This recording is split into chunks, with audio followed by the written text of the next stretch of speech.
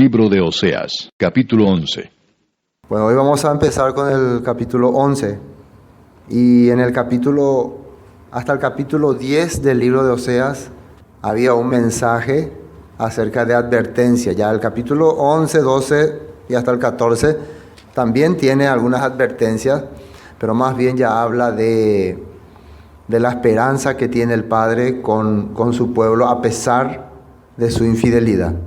Y eso es algo interesante, de que el Padre tiene esperanza con su pueblo, a pesar de que es infiel, ¿no? A pesar de que no puede captar al principio su amor ni su interés hacia ellos, pero como nuestro Dios, nuestro Elohim, ve más allá de lo que nosotros observamos, Él los está viendo con esperanza todavía. Es como cuando nosotros vemos a un joven, a un niño muy rebelde, muy inmaduro, muy incapaz de hacer muchas cosas, pero tenemos esperanza. Y por eso usamos tiempo, sacrificio, dedicamos, le reñimos, aguantamos, soportamos. Así también el Padre está mirando nuestras vidas. Bueno, para recordar un poco lo que decía el capítulo 10, ¿no? Miren lo que dice el versículo 10, capítulo 10, versículo 10, dice: y los castigaré cuando lo desee, y pueblos se juntarán sobre ellos cuando sean atados por su doble crimen. Efraín es novilla domada que le gusta trillar, mas yo pasaré sobre su lozana cerviz, haré llevar yugo a Efraín, arará Judá, quebrará sus terrones Jacob. Entonces, el capítulo 10 ya sentenciaba a Israel. El capítulo 10 ya le estaba dando, ¿cómo se puede decir?, su ultimátum. Y le estaba diciendo lo que iba a venir encima de ellos. Y a pesar de esto, aunque Oseas durante 25 años les estuvo transmitiendo la palabra, les estuvo explicando la causa por la cual Dios estaba disgustando con ellos, es como que ellos no podían sentir que su maldad era tan grande. No podían sentir, algunos creían que Oseas exageraba. O sea, porque después de tanto haber sido adoctrinado o haber vivido un estilo de vida, escuchar como dice la palabra es como que no te cuadra tanto, como que no es tanto así. Entonces ese era el problema que ellos tenían. Por eso, para despertar la mentalidad de ese tipo de pueblo, de este tipo de personas, sí o sí tiene que venir sobre ellos juicio, ¿no? Y esa vida suave que estaban llevando, por eso dice: voy a poner sobre ellos cosa pesada, ¿no? Sobre su suave cuello voy a empezar a poner carga fuerte, para que puedan sentir y puedan darse cuenta de qué es lo que están haciendo. Entonces la comodidad, la tranquilidad en la cual vivía Efraín, el pueblo de Israel, hacía que ellos no puedan distinguir sus pecados. Lo mismo hoy. Hoy en día la comodidad, la tranquilidad, todos los beneficios que el hombre tiene, todos los caprichos que al hombre se le da, hombre y mujer. Cuando digo hombre, yo me refiero a las mujeres también. Ya se entiende, ¿no? Ese lenguaje. Todos nosotros, cuando digo, me refiero a las mujeres también, ¿no? Sí, cuando tiene esa comodidad, tiene esa tranquilidad que se le ha dado, no puede sentir si está haciendo mal o no ante el Todopoderoso. Y eso es lo que le pasó a Efraín. Hoy a la mañana llegamos a estudiar la división de las dos casas, cuando Jeroboam se apartaba, y habíamos visto cómo empezó a entrar la religión en el pueblo de Israel. Cuando Jeroboam había recibido la promesa de que él iba a gobernar sobre las 10 tribus, porque era un castigo contra Salomón por haber sido rebelde ante los mandamientos del Padre. Entonces lo que Jeroboam iba a recibir era una promesa de parte del Todopoderoso. Y Roboam preparó 180,000 soldados para atacar a Judá, pero Dios envió un profeta que interrumpió ese ataque, y Roboam aceptó la palabra de Dios y regresó a su casa. A pesar de eso, En el corazón de Jeroboam vino un pensamiento, y ahí dice en la Biblia, esto tuvo en su corazón. No, los hebreos van a ir a adorar en Jerusalén, porque eso está establecido en la Torá. Y una vez que ellos estén allá, esto él está pensando, ustedes hagan una burbuja así, ¿no? ¿Conocen las burbujas? Una vez que estén allá, ellos empezarán a decirle, Roboam empezará a hablarle al pueblo, yo soy su verdadero rey, Jeroboam los estafó, Jeroboam los engañó. Así él estaba pensando que iba a ser Roboam. Pero hay que recordar que si él está guiando las 10 tribus, es porque Dios permitió. Pero en ese momento, como que se le fue que todo esto estaba haciendo Dios, y empezó a pensar en la lógica. No, yo creo que fue la casualidad que hizo que yo sea rey. Fue realmente la rebeldía de Roboam que hizo que el pueblo se le aparte. Y si yo no protejo lo que ahora tengo, voy a perderlo.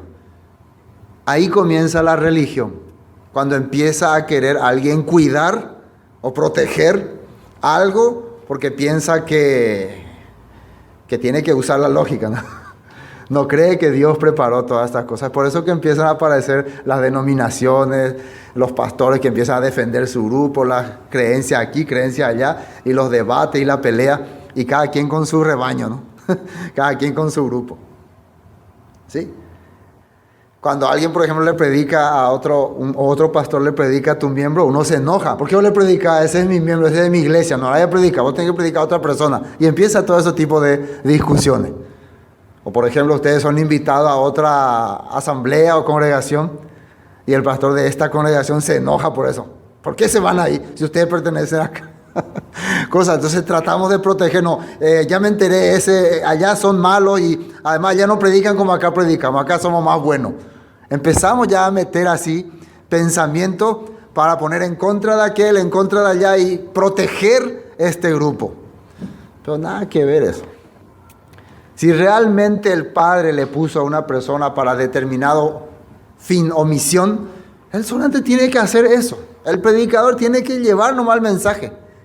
Si ese mensaje no venía de Dios, no era de Dios, o no cuadra, o ya no es su tiempo, entonces él mismo se va a encargar de dispersar y de llevarle a cada persona donde realmente corresponde. Si esa persona realmente hace su voluntad. Entonces para mí no hay que defender con artimañas humanas, como hacía Jeroboam, una congregación o un grupo ni nada. Al contrario, hay que hacer como el Padre dice. ¿Y qué es lo que ha hecho el cristianismo o la tradición cristiana que ha hecho para levantar su propia corriente, ¿no?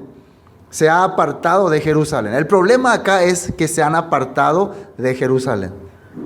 Le ha quitado el derecho a los israelitas a ir a servir a Jerusalén como estaba establecido en la Torá.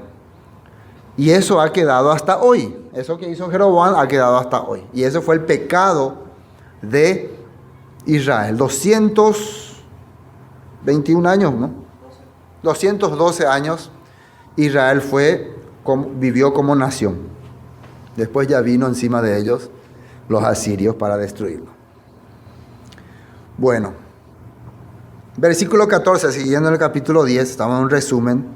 Por tanto, en sus pueblos se levantará alboroto y todas tus fortalezas serán destruidas, como destruyó Salmán a Bet Abel en el día de la batalla, cuando la madre fue destrozada con los hijos. Así hará a vosotros, Betel, por causa de vuestra gran maldad.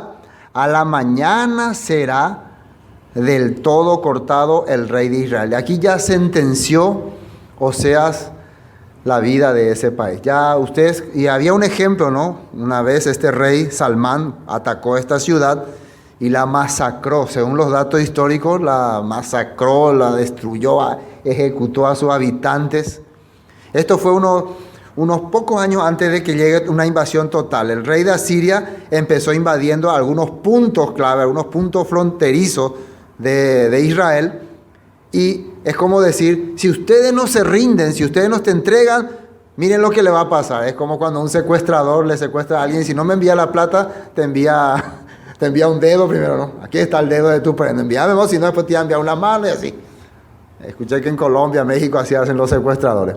Bueno, ¿qué hizo este rey Salmán para hacerle tener miedo a los de Israel? Destrozó un pueblito, aniquiló a su población, exterminó a la gente, los masacró y le puso como ejemplo. Esto, o sea, le está advirtiendo, eso mismo les va a ocurrir a usted, le va a suceder.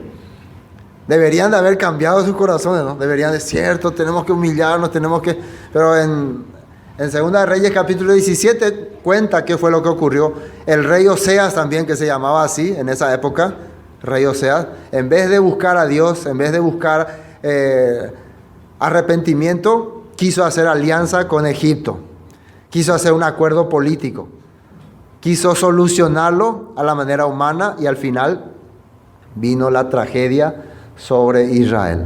Esto es lo que este libro nos enseña. Cuando yo estaba estudiando este libro, podía notar que muchos de sus comentarios, muchos de sus profecías, fueron usadas después por el apóstol Pablo y también por los apóstoles y por el mismo Yeshua. Quiere decir que hay una relación, una buena relación, una relación entre Oseas y el Nuevo Testamento. Y el Nuevo Testamento, especialmente las cartas del apóstol Pablo, van dirigidas a un pueblo que no es netamente judío, no va dirigida a un pueblo gentil. Y precisamente el libro de Oseas está profetizando para las 10 tribus que en el futuro aquí se convertirían en gentiles, porque perderían su identidad, serían parte de las naciones. Entonces podemos ver, ¿no?, esa relación. Entonces las personas que logran comprender el mensaje de Oseas perfectamente van a entender de qué estaba hablando el apóstol Pablo cuando hablaba de volver a la ciudadanía de Israel, recibir los pactos, de estar bajo la gracia, de resucitar en los tiempos finales. Todos esos puntos van a entender por qué el apóstol Pablo hablaba y de quién hablaba. Todo eso van a entender. Bueno, ahora sí, comenzando el capítulo 11, ya un mensaje ya más de esperanza, porque el pueblo ya, el juicio ya cae sobre ellos, ya no hay caso, ya cayó la sentencia, ¿no? Como diríamos, ya se acabó el tiempo. Pero ahora, a pesar de que cae sobre usted el juicio del Todopoderoso, hay una pequeña esperanza, hay una pequeña, un pequeño remanente que fue fiel. Y hay una esperanza para ese pueblo. Versículo 1. Cuando Israel era muchacho, es una manera de recordar cuando ellos eran jóvenes, cuando empezaron como pueblo. Yo lo amé y de Egipto llamé a mi hijo. Se refiere al tiempo en que Moisés fue a Egipto y liberó a su pueblo de Israel. Así podemos entender, ¿no? De Egipto llamé a mi hijo. Pero aquí me quedo porque hay una referencia ahí, ¿no? Hay una referencia, y fíjense cuál es la referencia, Mateo 2:15. Dice, y estuvo allá hasta la muerte de Herodes, refiriéndose a Yeshua, que se fue con sus padres hasta Egipto, porque Herodes quería matarlos. ¿Se acuerdan de esa historia, no?, de los magos que vinieron, dónde está el rey que ha nacido? Y después Herodes quería saber, supuestamente, después los mandó matar a los bebés. Bueno, entonces ellos escaparon a Egipto para protegerse del rey Herodes. Y miren lo que dice acá, para que se cumpliese, ¿qué dice ahí? Para que se cumpliese lo que dijo el Señor por medio del profeta, y ahí agréguenle su nombre entre paréntesis. ¿Qué profeta? Oseas, ¿no? Del profeta Oseas, cuando dijo, de Egipto llamé a mi hijo. Entonces, este capítulo 11, versículo 1 de Oseas, es una profecía que se iba a cumplir en el tiempo de Yeshua. Yeshua iba a cumplir esa profecía de, yo cuando Israel era muchacho, lo llamé de Egipto. Entonces Yeshua acá está representando a su pueblo, la cabeza de su pueblo, la esperanza para su pueblo. ¿Dónde está ahora su pueblo? La pregunta que ahora nos hacemos, o en este tiempo nos hacemos, cuando esto es la esperanza para el pueblo de Israel, y ya en el capítulo 10 la sentencia fue dada a Israel, quiere decir que Israel ahora está perdido, está muerto, está esparcido. ¿Y la esperanza quién sería entonces para ese pueblo perdido, muerto y esparcido? ¿Quién sería? Yeshua. Él sería la esperanza para volver a restaurar a este pueblo. ¿Están captando, no? Por eso Mateo habla así. Por eso del capítulo 11 ya se refiere a la esperanza nada más. Ya la sentencia cayó. Ya fue. Pero vamos a ver unos textos. Vamos a Éxodo capítulo 4. ¿Cómo se refería el Todopoderoso a su pueblo de Israel? Esto es importante entender. Éxodo capítulo 4. Del versículo 22. Y dirás a Faraón, esto es cuando Dios le está llamando a Moisés para ir a librar a su pueblo. Y dirás a Faraón, el Eterno ha dicho así, Israel es mi hijo primogénito. Así está saliendo aquí. Israel es mi hijo primogénito.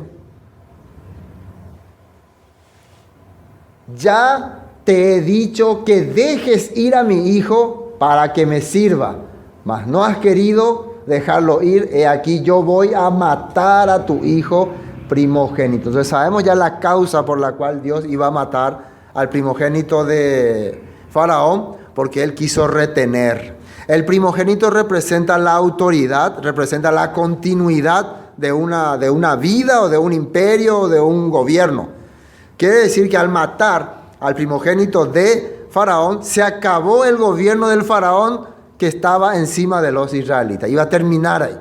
Y eso fue lo que ocurrió. Cuando murió el primogénito, el pueblo de Israel pudo ser libre. Perdió el poder Faraón sobre Israel. Ahora vamos a otro texto para entender cómo cómo el Eterno le llamaba a Israel, a su pueblo. Ahora este ya vimos, Mateo 2:15 ya hemos visto, ¿no? Recién acabamos de ver. Éxodo 13:2. Éxodo 13:2. Conságrame todo primogénito, cualquiera que abre matriz entre los hijos de Israel, así de los hombres como de los animales, mío es. Entonces el pueblo le pide a Moisés en la escritura que conságrame, apártame, este va a ser mi elegido, va a cumplir mis funciones. El primogénito tenía la responsabilidad de llevar el mensaje del Padre a la familia, a la congregación, a las naciones, en donde estén. Entonces, cuando se refiere acá a que Israel es su primogénito, quiere decir que Israel tenía la responsabilidad de llevar luz a las naciones. ¿Qué sería esa luz? El mensaje, la promesa, la esperanza. Y en cada familia, el papá tiene su primogénito, entonces el heredero de todas las cosas del papá es el primogénito. Pero la principal herencia, ¿cuál es? La fe, la creencia, el mensaje. Esa es la principal herencia. No es solamente el dinero, la fama. Entre Jacob y Esaú, ¿no? ¿Se acuerdan? Esaú era el primogénito, pero Esaú no tenía interés en la primogenitura, en el deber de primogénito. Él solamente le interesaba la vida fácil, ¿no? La vida corrupta, disfrutar la vida. No tenía interés, yo no tengo interés en esto de la Torá, de llevar la palabra, qué pesado, eso mejor me duermo, ¿no?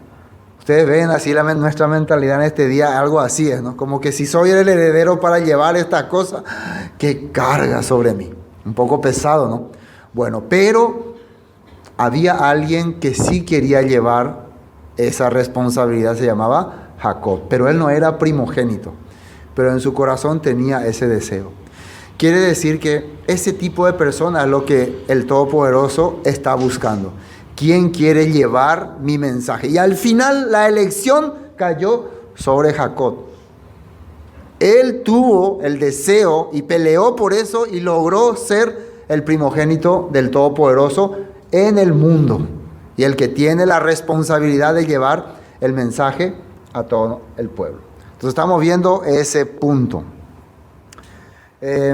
Volvamos a Oseas. Vamos a volver a Oseas.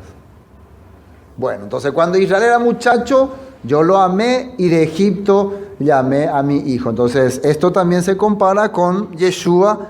Yeshua también corría peligro de muerte, tuvo que ir a Egipto provisoriamente para protegerse nada más. Pero cuando ya terminó el peligro, nuevamente el Padre le trajo a Israel para volver a cumplir sus funciones. También el pueblo de Israel no fue para ser esclavo eternamente de los egipcios, provisoriamente nada más, hasta el día en que Él quiera nuevamente utilizar a su pueblo. Entonces, bueno, llegó la hora de que yo voy a hacer el plan que tengo con Jacob, con Israel. Me envió a Moisés y le sacó, sin problema, aunque Faraón quiso crear problemas. Cuando llegue el día en que el Padre quiera usar a sus hijos, sí o sí le va a sacar de entre las naciones. Y si alguien quiere intervenir, va a traer plagas, va a traer granizo, va a traer hasta muerte. Así estamos viendo nosotros. Si Él quiere usar a sus hijos. Y hay algunos que interrumpen, ¿no? El sistema siempre te va a interrumpir para que vos quieras hacer la voluntad del Padre.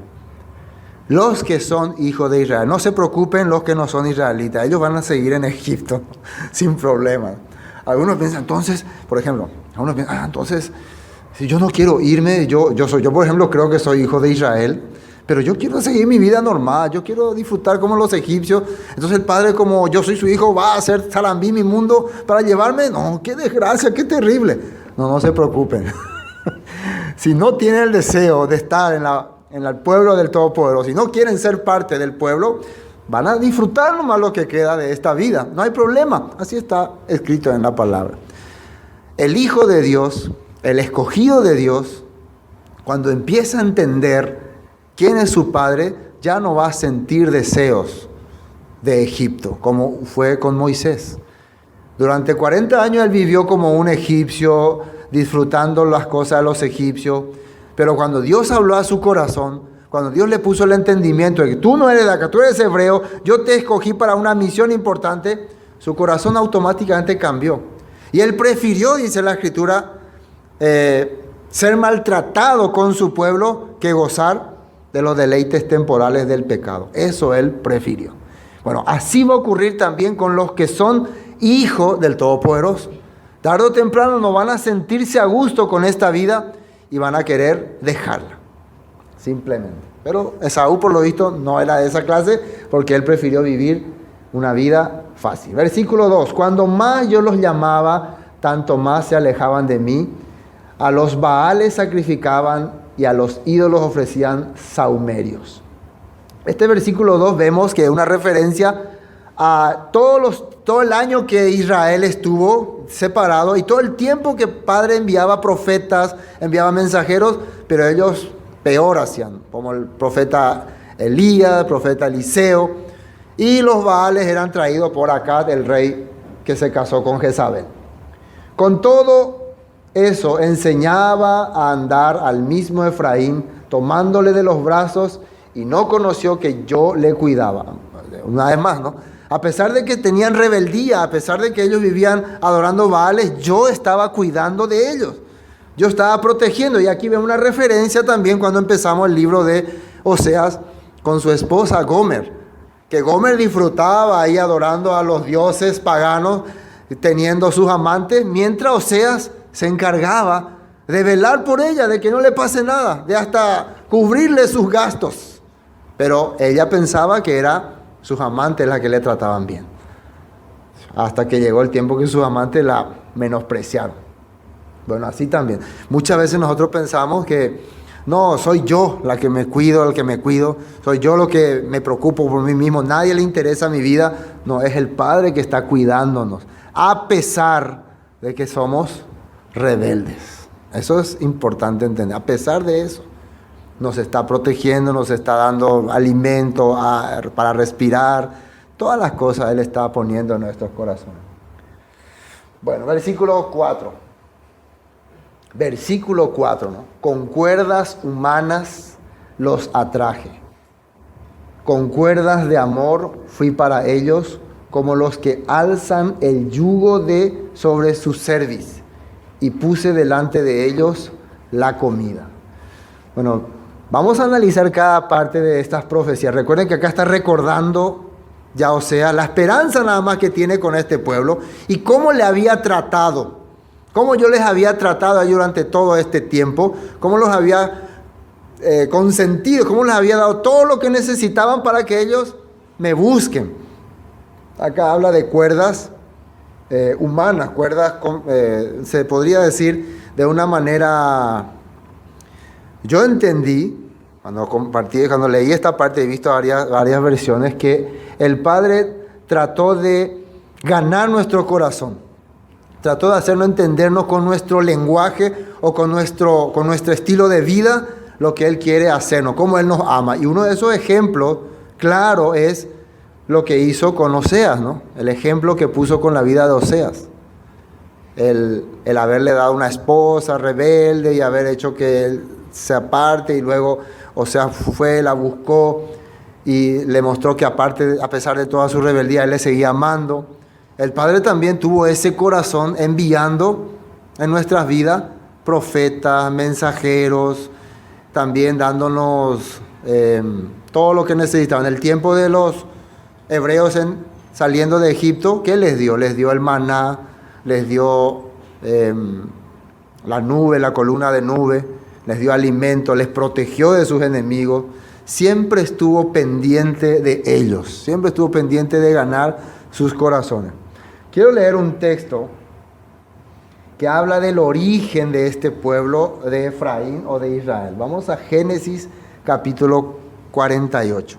Aquí es donde arranca la promesa para Efraín. Fíjese lo que dice. Versículo 14. Entonces Israel, esto es Jacob con José, su hijo, ¿no? Y él está presentando sus dos hijos que le nacieron en Egipto. Entonces Israel extendió su mano derecha y la puso sobre la cabeza de Efraín. En ese momento Efraín solamente era el hijo de José, que era el menor, y su mano izquierda sobre la cabeza de Manasés, colocando así sus manos adrede, aunque Manasés era el primogénito. Y bendijo a José diciendo: el Elohim en cuya presencia anduvieron mis padres, Abraham e Isaac, el Elohim que me mantiene desde que yo soy hasta este día, el ángel que me liberta de todo mal, bendiga a estos jóvenes y se ha perpetuado en ellos mi nombre y el nombre de mis padres Abraham e Isaac, y multiplíquense en gran manera en medio de la tierra. Fíjense que Jacob está diciendo: mi nombre continúe, y el nombre de Abraham y de Isaac. Y si está hablando del nombre de Abraham y de Isaac, se está refiriendo, entiendan muy bien esto, a las promesas que se le hizo a Abraham y a Isaac. ¿Qué promesa? Promesa de un pueblo, de una tierra, de una simiente bendita. Esas fueron las promesas. Entonces, esto tiene que continuar en estos jóvenes. Y acá lo interesante, porque uno de estos jóvenes no solamente va a representar ahí a Efraín en sí, sino va a representar a todas las naciones. Continuemos este capítulo. 17. Pero viendo José que su padre ponía la mano derecha sobre la cabeza de Efraín, le causó esto disgusto, y asió la mano de su padre para cambiarla de la cabeza de Efraín a la cabeza de Manasés. Esta es la mano derecha, ¿no? Esta es la izquierda. Entonces, creo que aquí estaba Manasés, ¿no? Y aquí estaba Efraín. Así tendría que ser, ¿no? El Señor bendiga a estos jóvenes. Pero Jacob, ¿qué hizo? Cruzó las manos. Su mano derecha, que es la autoridad, le puso sobre la cabeza de Efraín. Y su mano izquierda, que es como segundo lugar, la puso sobre Manasés. Y esto no le gustó a José, porque uno siempre quiere que su primogénito sea su heredero. Pero la promesa estaba con Efraín. Y esto no entendía José. Ay, papá, de tu llama y no entendé. Y le ella, pues, moílan de no, ella pesa, si hay pota. Y ahí le dice por qué. ¿Qué tiene este Efraín? ¿Qué iba a pasar con Efraín? Versículo 18, ¿no? Y dijo José a su padre: no así, padre mío, porque este es el primogénito, pon tu mano derecha sobre su cabeza. Mas su padre no quiso y dijo: lo sé, hijo mío, lo sé. También él vendrá a ser un pueblo y será también engrandecido, pero su hermano menor será más grande que él y su descendencia formará multitud de naciones. Su descendencia, sus descendientes serán gran multitud, se esparcirán. Y cuando Efraín, o sea, cuando Israel se separa de Judá, a la cabeza, el cabecilla se puede decir, era Efraín, porque Jeroboam era de la tribu de Efraín. Y los que gobernaban a Israel eran los de Efraín. Las principales autoridades eran los de Efraín. Por eso después se le llamó a las tribus del norte Efraín. Entonces, y en el futuro ese pueblo sería dispersado entre todas las naciones del norte, entre los asirios, después a Babilonia, allá por Meda Persia, por todas partes. Y después se perdieron, se mezclaron y ya no existen más ellos. Ya no hay. ¿Dónde está Efraín? No hay más, se fue, se perdió. Si hoy queremos buscar, encontrar a Efraín, le tenemos que buscar entre las naciones, entre la multitud de naciones. Eso es lo que la promesa estaba diciendo. Bueno, y los bendijo aquel día diciendo, en ti bendecirá Israel, diciendo, hágate Elohim como a Efraín y como a Manasés, y puso a Efraín antes de Manasés, como cabeza, como primogénito, como heredero de todas las promesas que el Padre había dado a Abraham, a Isaac y a Jacob. ¿Quién es el que recibe esta promesa? Efraín. Y ahora, bueno, acá estamos bendito, qué bonito, qué lindo aplauso. Pero volviendo a Oseas, en Oseas es trágico, en Oseas es desgracia, en Oseas es un pueblo rebelde, un pueblo terrible, un pueblo que va a recibir garrote. Entonces no entiendo. Acá se va a cumplir algo muy importante para que estos llegue a ser. Recuerden que el capítulo 10 ya le sentenció a Efraín, a Israel, y el capítulo 11 ya no habla, pero voy a volver a evitar, voy a anular mi sentencia. No, habla de después de la sentencia hay una esperanza. Hay una esperanza con este pueblo, después de la sentencia. Tiene que venir el juicio, tiene que venir el castigo, tiene que venir la disciplina, tiene que venir lo que dice la Escritura, pero después de eso hay una esperanza. Y ahí se cumplió con ese primer versículo que de Efraín llamé a mi hijo, de Egipto llamé a mi hijo.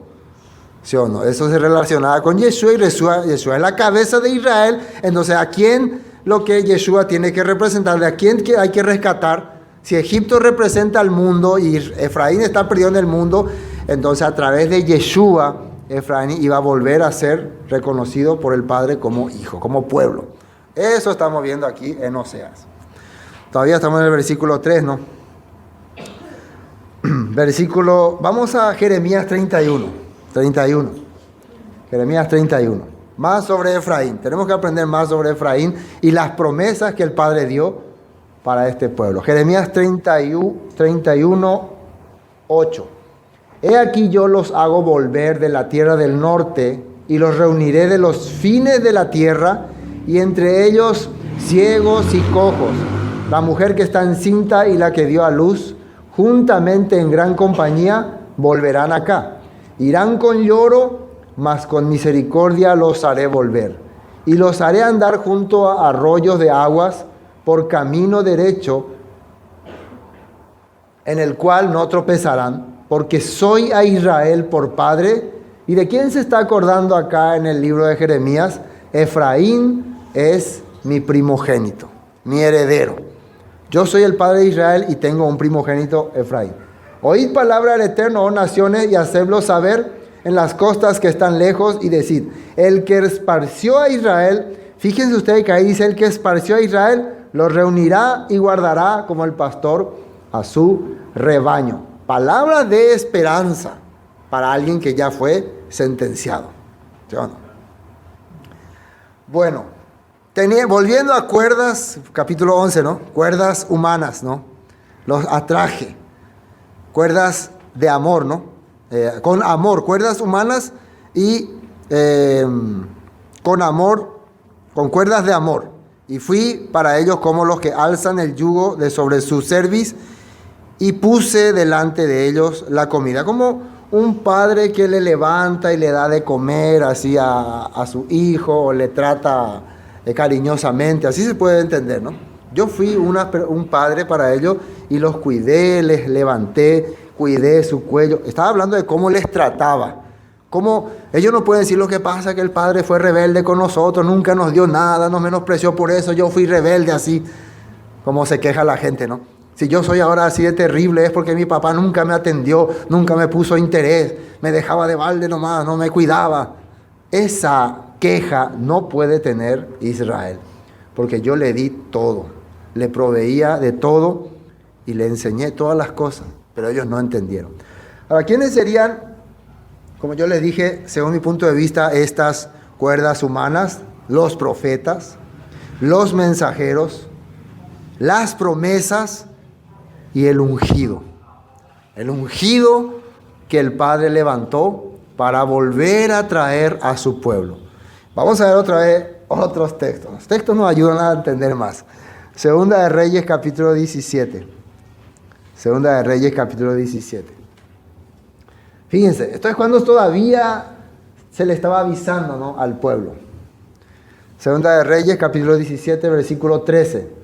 El Eterno amonestó entonces a Israel y a Judá por medio de todos los profetas y todos los videntes, diciendo: volveos de vuestros malos caminos y guardad mis mandamientos y mis ordenanzas, conforme a todas las leyes que yo prescribí a vuestros padres, que os he enviado por medio de mis siervos los profetas.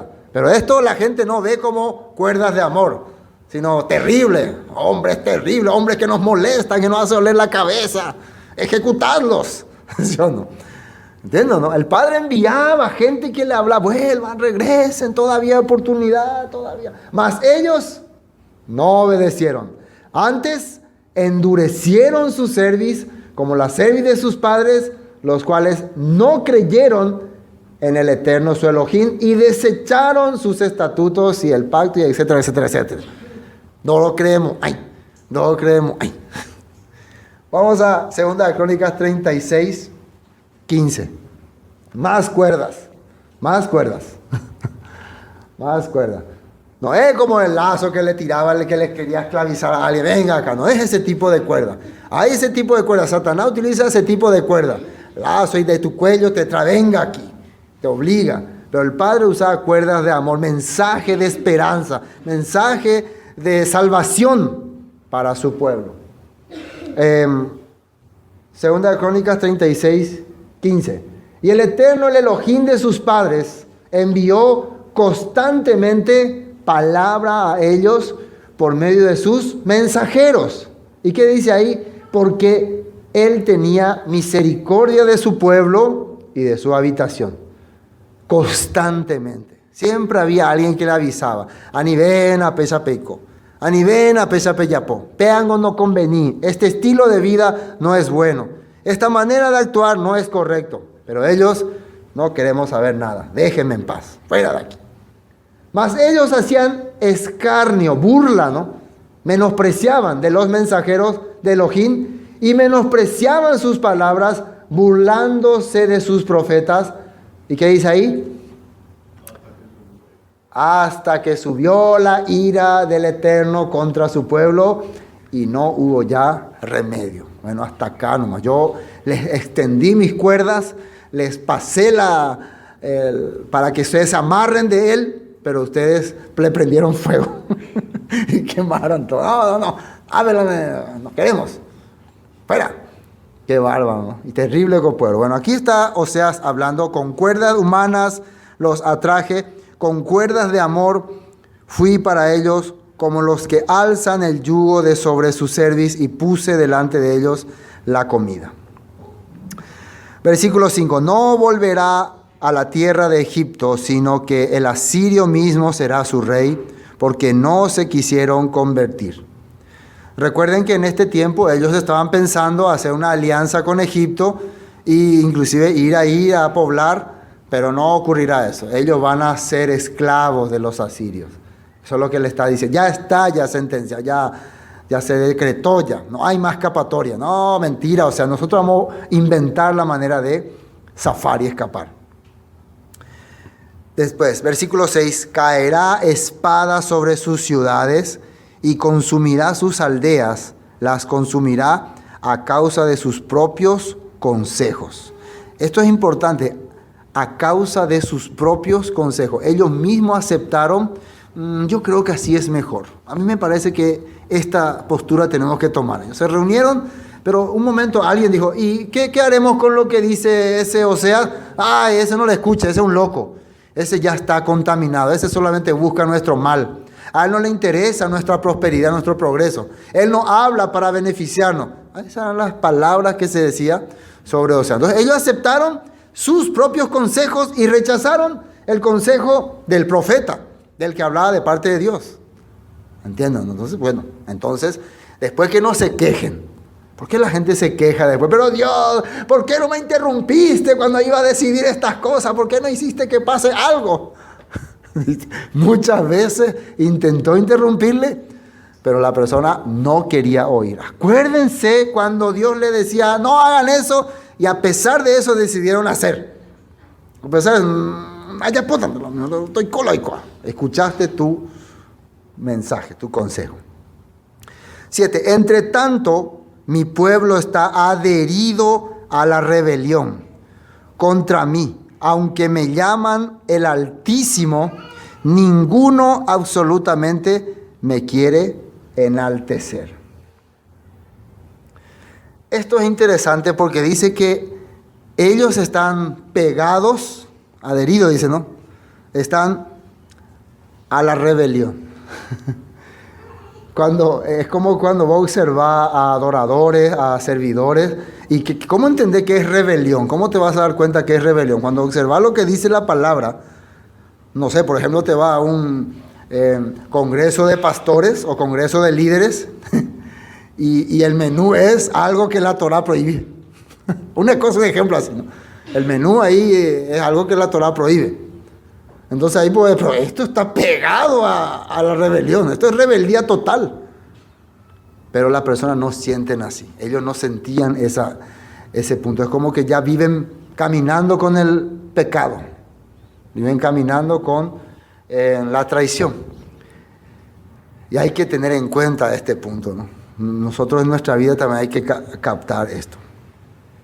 Bueno, entre tanto mi pueblo está adherido a la rebelión contra mí. Aunque me llaman el Altísimo, ninguno absolutamente me quiere enaltecer. Y volviendo otra vez a lo que habíamos explicado la vez pasada, para esta época ya había mucha gente que medio que reconocía al Dios de Israel, ya le reconocía como el único.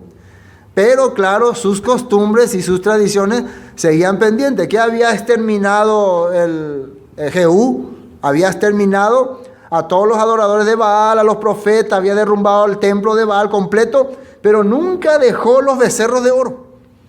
Siguió adorando los becerros de oro, pensando que era una forma de adorar al Todopoderoso. Y nunca dejaron sus prácticas, los lugares altos. Si ustedes empiezan a leer el libro de Reyes, van a ver, y siempre permanecieron los lugares altos, dice. Y siempre permanecieron los lugares altos. Recién el rey Josías, que hoy hablamos de él un poco, va a ser el que decidió, si vamos a hacer una reforma verdadera, tenemos que arruinar todo lo que nuestro pueblo empezó a adorar y no es parte de la palabra. Y eso es difícil, ¿no? Hoy en día eso también, si vamos a adorar, como dice el Padre, le llamamos Altísimo, pero no le queremos adorar, entonces tenemos que dejar todas estas cosas que le interrumpen, ¿sí? Que no son parte de su palabra. No solamente le llaman el Altísimo, pero estamos haciendo cosas que no le enaltece, que al contrario, que le ofende. Eso está explicando la Escritura. Bueno, versículo 8. Fíjense lo que dice el versículo 8.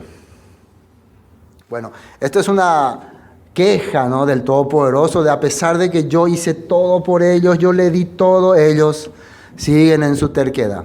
Pero ahora, entonces, ¿qué tengo que hacer con este pueblo? Tengo que borrarlos del mapa, tengo que exterminarlos. Acá dice, ¿cómo podré abandonarte, oh Efraín? Imagínense esas palabras, ¿cómo podré abandonarte, oh Efraín? Se está preguntando, ¿no?, el Padre. ¿Cómo es lo que voy a poder deshacerme de ti? No es que está preguntando, ¿qué haré para deshacerme de ti? Sino, no sé si me entienden. ¿Cómo podré deshacerme de ti, oh Efraín? Sí. Te entregaré yo, Israel. ¿Cómo podré yo hacerte como Adma o ponerte como a Seboín? ¿Y qué significa estos dos lugares? Eran los lugares que en tiempos de Sodoma y Gomorra fueron destruidos, ¿no? Fueron exterminados. Eran ciudades que se había vivido corruptamente, había homosexualidad, pecado, y el Padre decidió borrarlos del mapa. ¿Sí o no? Y muchas veces se acordó también el Padre, si hubiéramos sido como Sodoma o Gomorra, ya hubiéramos quedado exterminados. Pero yo no puedo a Israel, a Efraín, hacerle lo mismo que le hice a Adma o a Zeboín, exterminarlos del mundo. ¿Por qué? Porque yo tengo un lazo con Efraín, un pacto, una promesa. Pero la conducta de Efraín, ¿cómo ha sido? Igual que los de Zeboín y los de Adma y los de Sodoma y Gomorra. Y también como ha sido los de Gabá, ¿se acuerdan? Que habían querido abusar de un levita. O sea que el pecado de Efraín era igual que el pecado de estos de Sodoma y Gomorra. Entonces su castigo debe ser el mismo. Hay que borrarlos del mapa, ¿sí o no? Pero Dios dice, ¿cómo voy a hacer eso? No puedo. Pero Dios, debe ser justo. Bórralos del mapa. No puedo. No puede. ¿Por qué? A ver, ¿quién sabe por qué no puede?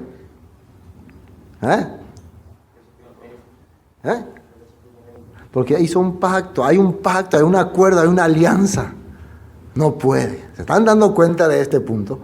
No puedo, pero tienen que recibir castigo. ¿Se acuerdan la promesa que hizo con David, no? Aunque se porten mal, aunque yo les discipline, nunca apartaré mi misericordia de ellos. Nunca va a borrar a su pueblo como hizo con estos pueblos, con los cuales no tenía pacto. Mi corazón se conmueve dentro de mí. Se conmueve. Cuando se acuerda de Efraín, su corazón, no. ¿Se acuerda del hijo pródigo, no? El papá. Padre, dame todo lo que me corresponde. Pero, hijo, me vas a abandonar. Se a disfrutar al mundo. Pero, hijo, si te doy la mitad de mi negocio, pues no me importa. Quédate vos con tu mitad. Yo quiero ir. No le interesó al hijo menor. Se fue. ¿Y después qué hizo con el dinero que tanto le costó a su padre conseguir? Lo malgastó. Lo desperdició. En rameras, dice. Y fracasó. Mientras el hijo hacía eso, ¿cuál era el corazón del padre? Ojalá que muera ese mi hijo, ojalá que lo maten, ojalá que le salga un ladrón y le acuchille todo mal y muera. ¿Así él tenía su corazón? No. No podía. Aunque todos a su alrededor odiaban, a su propio hermano le odiaba al hijo menor, pero el papá no podía. ¿Por qué? Porque es su hijo, porque salió de él. Y ese es el amor que acá está mostrando también el padre, por más rebelde que sea Efraín. Pero el castigo tiene que recibir, la disciplina tiene que recibir. Y recuerden que Efraín está sufriendo, o va a sufrir, acá va a sufrir, ¿no?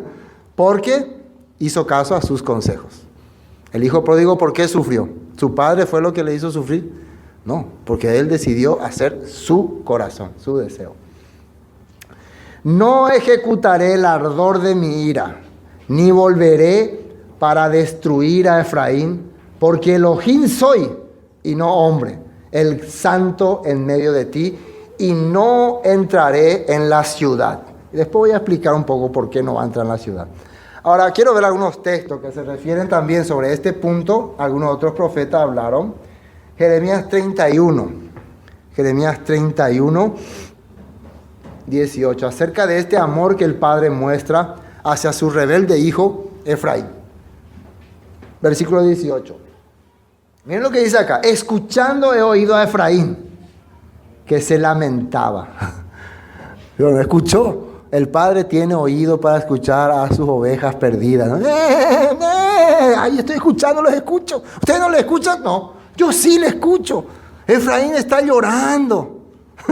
Está clamando, Padre, ayúdame, ten misericordia de mí. Dice, me azotaste y fui castigado como novillo indómito. Sería un toro rebelde, ¿no? Un toro que inmaduro puede ser también, ¿no? Conviérteme. Fíjense lo que Efraín desde su angustia, desde su soledad, está pidiendo. Bueno, Recuerden, esto está hablando lo que le va a ocurrir a Efraín acá, mañana va a ocurrir, según el capítulo 10, mañana va a ocurrir. ¿Sí o no? Pero ya Dios está viendo su situación, su corazón, y aunque ve lo que le va a pasar, Él también está sufriendo. Yo escuché a mi pueblo sufrir, escuché a Efraín lamentándose, escuché diciendo, cámbiame, conviérteme. Yo no quiero ser así, yo no quiero ser tan rebelde desde el fondo de su corazón, después de la disciplina. Cámbiame, conviérteme y seré convertido, porque tú eres el eterno mi Elohim. Porque después que me aparté, tuve arrepentimiento. Después que me aparté, tuve arrepentimiento. Y después que reconocí mi falta, herí mi muslo, me avergoncé y me confundí, porque llevé la afrenta de mi juventud. No es, y ahora habla otra vez el Eterno, no es Efraín hijo precioso para mí. No es niño en quien me deleito, pues desde que hablé de él, me he acordado de él constantemente. Por eso mis entrañas, ¿qué es entrañas? Mi panza, mi corazón, a lo profundo de mi ser. Así, Dios está hablando como para que nosotros hombres entendamos. No sé si Él tiene entraña o no, pero para que nosotros entendamos el sentimiento.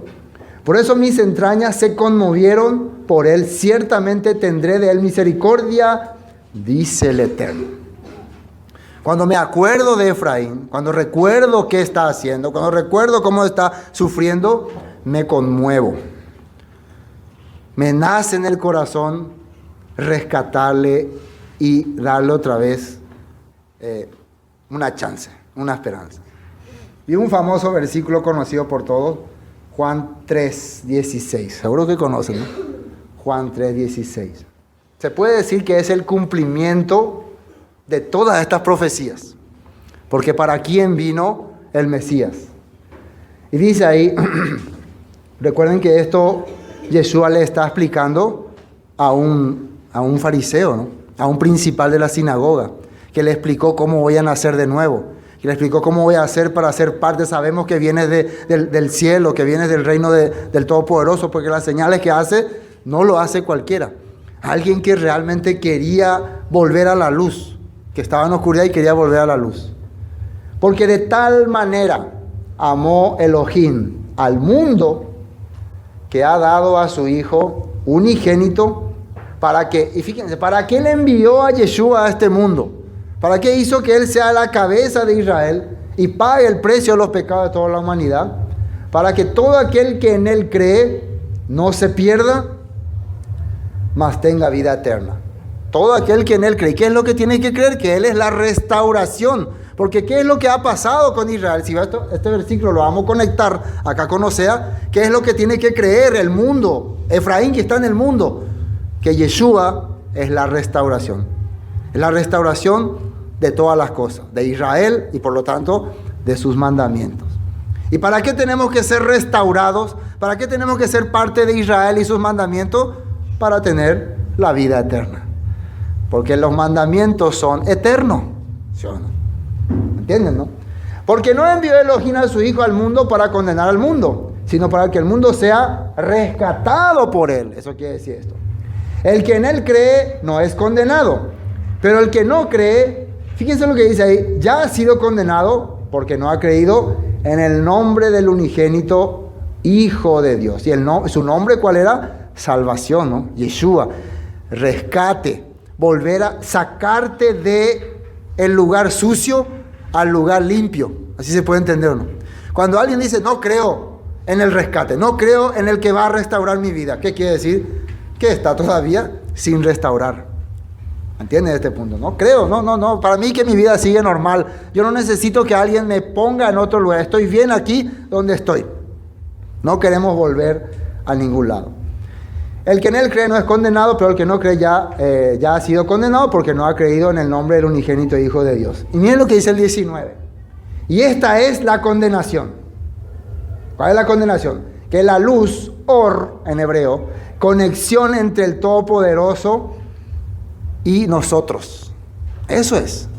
La conexión, la manera de que vos que te apartaste, que te separaste, que te alejaste, poder conectarte con el Todopoderoso, vino al mundo. ¿Sí o no? Vino al mundo y los hombres amaron más las tinieblas. ¿Qué era tiniebla? Sin palabra, sin Torah, sin ley, sin conexión. Prefirieron no pagar su cuota a la ande y quedaron a oscuras. ¿Sí o no? ¿Entienden o no? Prefirieron ellos. Vino la manera de rescatar otra vez a ese pueblo que se había perdido, a ese pueblo que se había descarriado, que es Yeshua, como representante de Israel, como el que va a hacer lo que Israel tenía que hacer, va a ser luz para las naciones, va a cumplir los mandamientos, va a enseñar los mandamientos, va a enseñar la Torah, va a pagar el precio de nuestro pecado, todo va a hacer, y lo que nosotros tenemos que hacer entonces es unirnos con Él, aceptar su obra, su salvación, su rescate, y por lo tanto también su mensaje, su palabra. ¿Sí o no? Cualquiera que haga y enseñe será grande en el reino de los cielos. Dice, haga y enseñe. Cualquiera que no lo haga y no lo enseñe será borrado, será menos. Así Él habló cuando dijo que no vino a abolir los mandamientos. Entonces Jesús está explicando este punto. Esta es la condenación que los hombres, y fíjense lo que dice ahí, amaron. No es ni siquiera que eran obligados.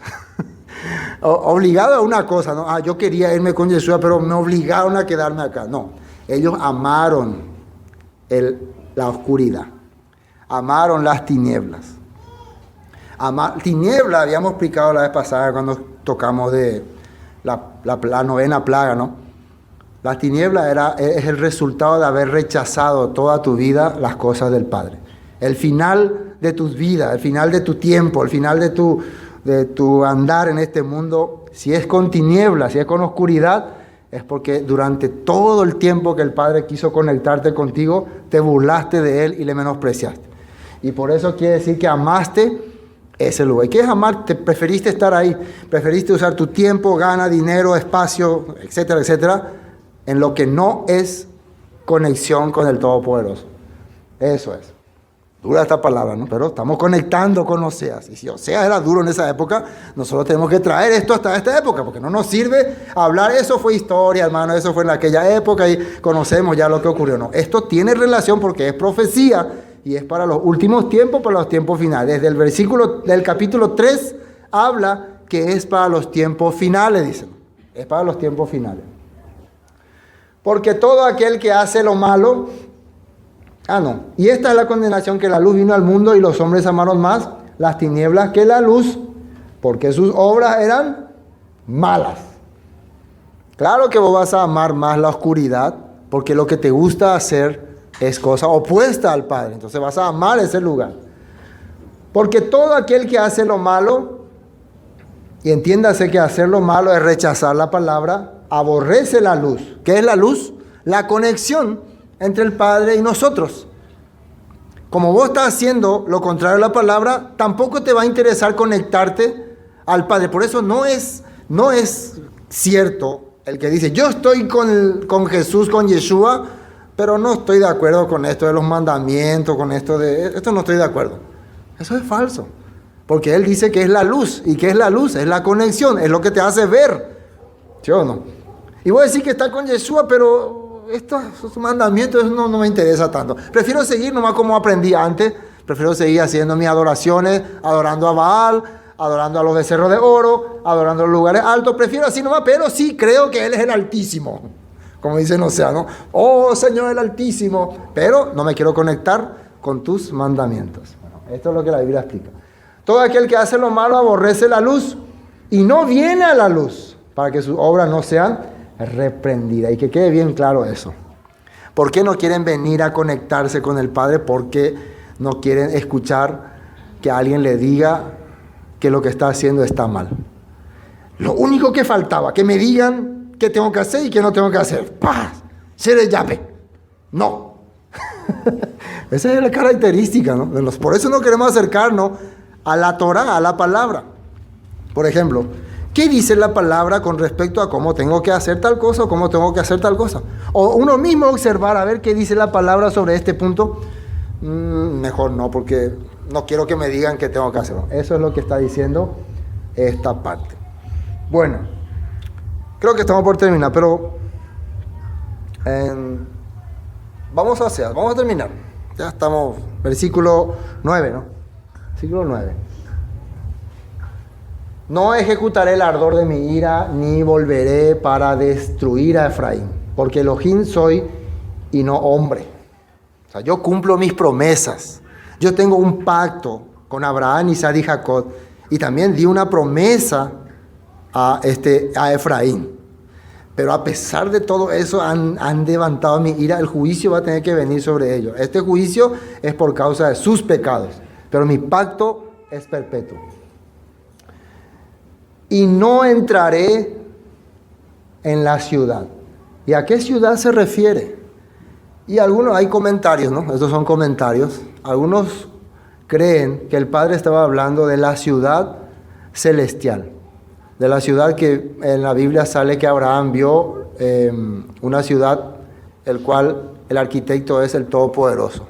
Una ciudad que va a ser restaurada, que va a venir que va a estar en Jerusalén, que va a descender del cielo en los tiempos finales, en el tiempo en que todo su pueblo sea restaurado. Entonces, mientras eso no ocurra, yo no voy a habitar en esa ciudad. Es como una promesa de que hasta que sea Israel restaurado, hasta que todo se haya solucionado, yo no voy a poner todavía esa ciudad celestial, la promesa que está esperando desde Abraham, en ellos. No voy a entrar todavía, no voy a morar, porque en el Apocalipsis dice que Él va a ser la luz, el Todopoderoso va a ser la luz, ya no necesitaremos sol ni luna, Él va a alumbrar. Son comentarios que dice, no entraré en la ciudad. Podemos decir también que no voy a todavía restaurar todas las cosas hasta que todas las cosas estén cumplidas, ¿no? Y vamos a ver lo que dice el 10. En pos del Eterno caminarán.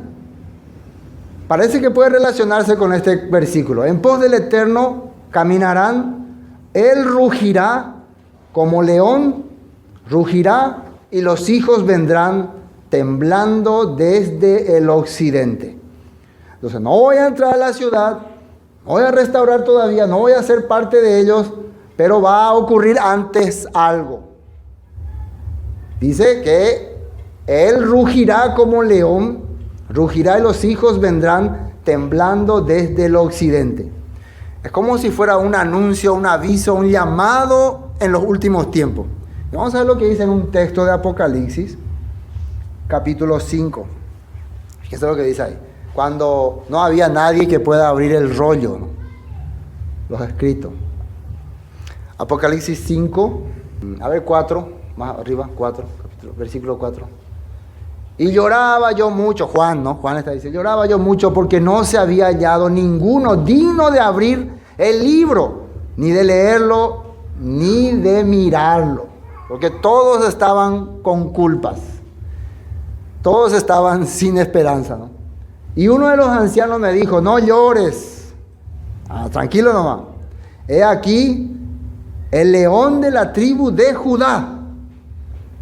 ¿Quién es este león de la tribu de Judá? Hay una referencia, creo que es en Génesis, si no me equivoco, sí, Génesis 49:9, cachorro de león, cuando Jacob estaba dando profecía para sus hijos, le dijo esto a Judá, cachorro del león de Judá, de la presa subiste, hijo mío, se encorvó, se echó como león, así como león viejo, ¿quién lo despertará? Entonces estaba refiriéndose a Judá, al pueblo de los judíos, ¿no? Y a alguien que se levantaría de Judá, y sabemos quién es, el Mesías, ¿no? Porque ahí aclara, león de la tribu de Judá, la raíz de David, ha vencido para abrir el libro y desatar sus 7 sellos. Había una esperanza entonces para el pueblo, para que puedan otra vez ser parte del reino. ¿Quién era esa esperanza? El león de la tribu de Judá, la raíz de David. ¿Y quién es ese? Yeshua. Entonces, ¿quién es el que va a rugir Tenemos que tener efecto ahora próximo, ¿no? Cuando va a rugir, así, ¿no? Para que puedan volver. Eso es lo que está diciendo Oseas, ¿no? Podemos entender que es Yeshua en los últimos tiempos va a llamar a su pueblo. Isaías 60. Isaías 60. Versículo 8. Aquí dice algo interesante. Todo este capítulo se refiere a la restauración de Sión, dice. La restauración, el pueblo que regresa, traen las riquezas del mundo. Interesante leer todo el capítulo 60. Pero este versículo 8 es bien interesante. ¿Quiénes son estos? Como viendo un montón de personas, de gente que vienen, dice, ¿quiénes son estos que vuelan como nubes y como palomas a sus ventanas? Y son ese pueblo que está retornando, que han escuchado el rugido y están regresando. Y acá dice que vienen como palomas y se están posando a su ventana. Volvamos a Oseas. Versículo 10 entonces decía, en pos del Eterno caminarán, Él rugirá como león, rugirá, y los hijos vendrán temblando desde el occidente, como ave acudirán velozmente de Egipto y de la tierra de Asiria. Son los lugares donde estuvieron cautivos, ¿no? Como paloma, y los haré habitar en sus casas, dice el Eterno. Entonces Yeshua, el león de Judá, la raíz del linaje de David, va a rugir en los últimos tiempos porque Él es digno de abrir los sellos, de completar las profecías y traer a su pueblo. Y van a venir de Asiria, de Egipto, y van a habitar en sus casas, a vivir nuevamente en los lugares establecidos. ¿Esto cómo se podía llamar? Yo lo podía llamar el tiempo de la restauración. Y para ir concluyendo, quiero mostrarles un texto, antes de terminar con ese último versículo, en Hechos capítulo 15, cuando se hizo el concilio en Jerusalén, discutiendo acerca de la conversión de los gentiles. No, porque ellos no son parte de nuestro pueblo, ellos tienen otra costumbre, no, sino hay que obligarlos a circuncidarles y guardar la ley de Moisés, y se discutían ahí. Y hubo ahí un debate, y ahí hablaron de unas promesas que estaban escritas en los profetas, que se cumplirían en los últimos tiempos y que se refería precisamente a un pueblo que era pueblo, pero dejó de ser pueblo. O sea, el pueblo de Efraín, como estaba en la escritura, que por haber transgredido perdió su identidad, pero que en el futuro vendría alguien, un león, rugiría y los haría regresar. Los haría volver como paloma a su ventana. Hechos capítulo 15, versículo 11. Antes creemos que por la gracia del Señor Yeshua seremos salvos. De igual modo que ellos, refiriéndose a los gentiles. Entonces toda la multitud cayó y oyeron a Bernabé y a Pablo, que contaban cuán grandes señales y maravillas había hecho Elohim por medio de ellos entre los gentiles, entre personas que no son parte del pueblo. Empezaron a ocurrir cosas que antes ellos creían solamente ocurrían con el pueblo de Israel, o con los judíos, o con los que son original de Israel, con lo que Dios ha considerado su pueblo. Pero estamos viendo que entre los gentiles se manifiesta las manifestaciones del Rúa, todas estas cosas. Eso es sorprendente. Además, ellos están queriendo ser parte de Israel, queriendo servir y aceptan al Mesías como su Salvador. Entonces, ¿dónde me quedé? 13, ¿no? Y cuando ellos callaron, Jacobo respondió diciendo, y acá Jacobo era un conocedor de la escritura, ¿no? de las profecías. Jacobo jamás hubiera apoyado esta interpretación de Pablo y Bernabé si esto no venía de algo profético, si esto no tenía que ver algo con las profecías. Porque vos para aceptar lo que está ocurriendo, tenés que ver si los profetas hablaron de este punto. Porque la Biblia dice que nada ocurriría antes que se le anuncie a mis profetas. Entonces Santiago, un conocedor de la escritura, miren lo que dice. Cuando ellos callaron, Jacobo respondió diciendo, varones, hermanos, oídme. Simón, Pedro, ¿no?, ha contado cómo Elohim visitó por primera vez a los gentiles ¿Y qué dice ahí? Para tomar de ellos pueblo para su nombre. Ahí no dice que Pedro fue a visitar a los gentiles, dice que el Todopoderoso fue y los buscó, usó a Pedro, Pedro era instrumento nomás, y entre esos gentiles agarró un puño y dijo, estos son mi pueblo. Eso no podría ocurrir si no estaba en la profecía, no era algo novedoso. Esto nunca hubiera ocurrido, no, esto ya estaba profetizado, pero recuerden que como ellos habían durante muchos años sido lavados su cerebro, ya estaban siguiendo doctrina de judíos, doctrina de fariseos, ya se habían olvidado de las promesas que el Padre había dado para los gentiles. Entonces no tomaban en cuenta esto. Dice, pueblo para su nombre, dice. Y con esto concuerdan las palabras de los profetas como está escrito. Después de esto volveré. ¿Y qué dice ahí? Reedificaré el tabernáculo de David. Tabernáculo es igual que la tienda, la casa de David. Y cuando se refiere a casa, se refiere a su pueblo. David, rey, ¿de qué pueblo fue? De las 12 tribus. Salomón también de las 12 tribus y después recién fue dividido. Entonces la profecía dice que vendrán tiempos en que volverá a reedificarse las 12 tribus, porque cuando David tomó el reino, por más que Saúl era rey sobre las 12 tribus, no es que estaban muy unidas, que digamos. Algunos estaban independientes allá, no había orden, pero cuando David fue rey, él logró unir las 12 tribus, logró darle fuerza y logró establecer el país de Israel. Dice que esto ocurriría otra vez en los posteriores tiempos.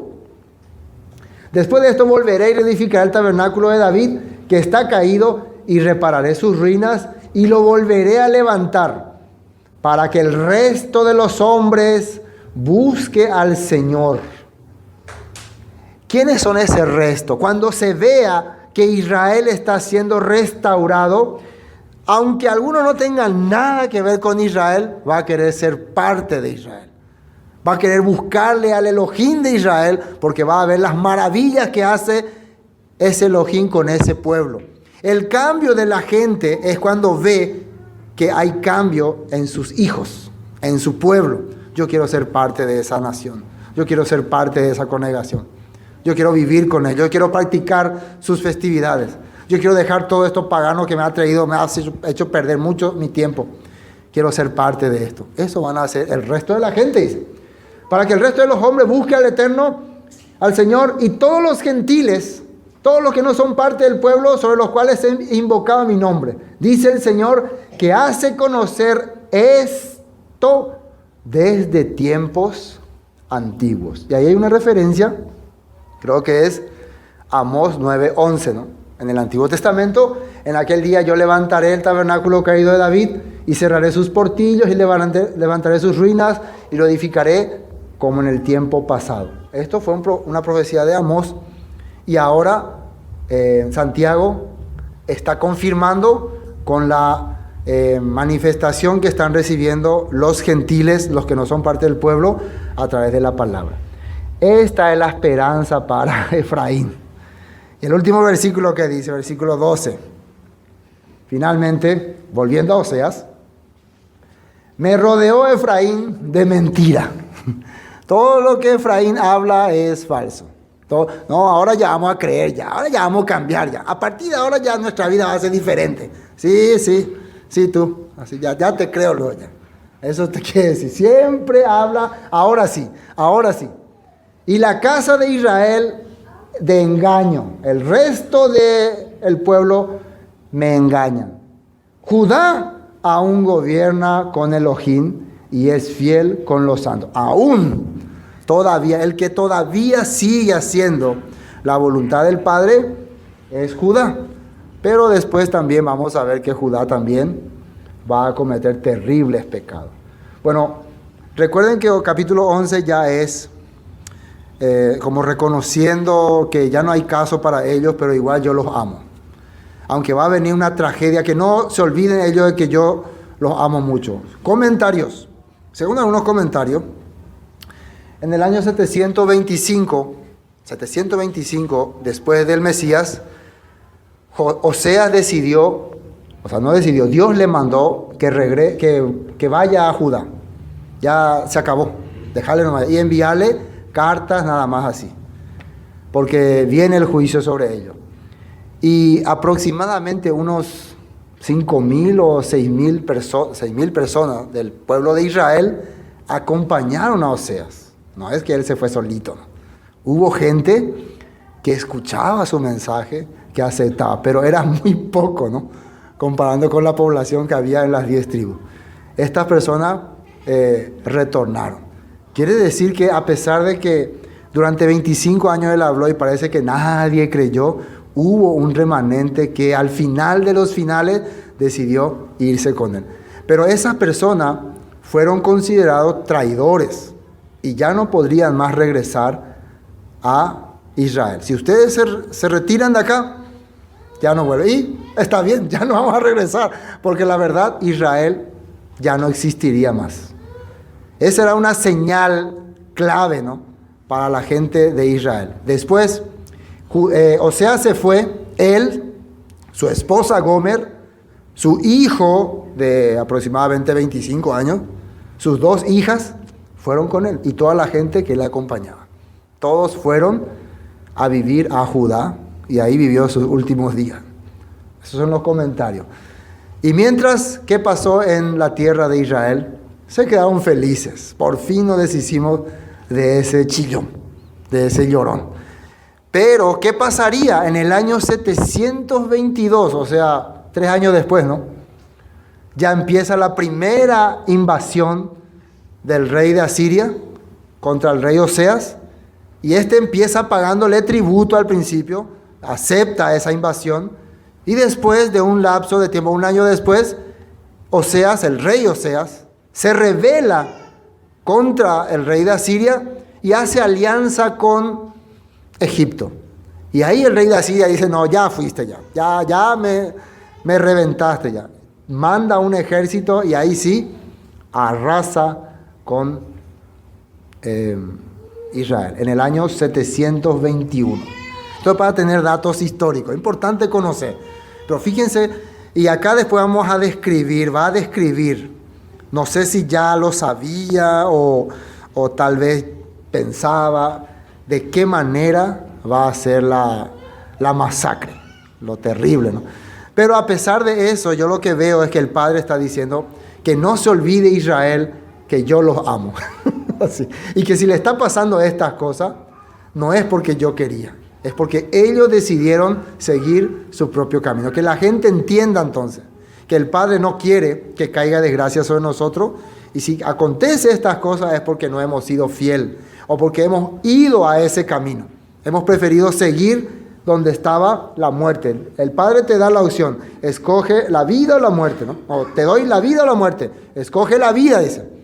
El pueblo de Israel, Efraín, escogió